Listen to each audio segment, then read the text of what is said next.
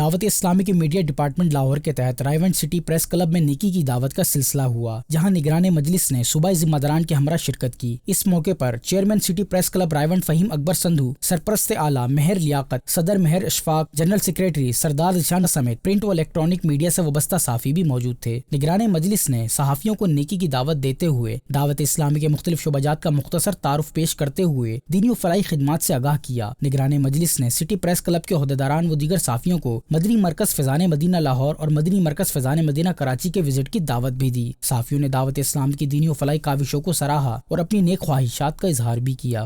دعوت اسلامی کے ساتھ مل کے ہم نے یہاں پہ فلاحی کام بھی کیے ہیں، بلڈ کیمپ کا بھی جو ہے وہ یہاں پہ انعقاد کیا گیا تھا۔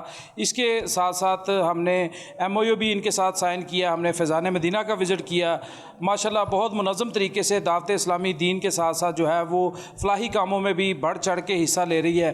تو آج ہمارے دوستوں نے ارادہ کیا ہے کہ انشاءاللہ ہم جو ہے وہ فیضان مدینہ کراچی کا بھی وزٹ کریں گے اور جلد ہی وہاں پر جو ہے وہ حاضری ہوگی اور برکتیں لوٹیں گے۔ بہت شکریہ۔ ہم سب دوستوں نے ارادہ کیا ہے کہ انشاءاللہ تعالی ان کے ساتھ مل کے کراچی بھی جائیں گے اور خوب برکتیں لوٹیں گے۔ انشاءاللہ ہم نے یہ نیت پیش کی ہے کہ اب محرم کے اندر اپنے پریس کلب کے دوستوں کے ساتھ ہم پیر صاحب کی بارگاہ میں کراچی جا رہے ہیں، تو انشاءاللہ ہم دعا کرتے ہیں کہ اس پہ استقامت ملے اور جا کے خوب برکتیں لوٹیں۔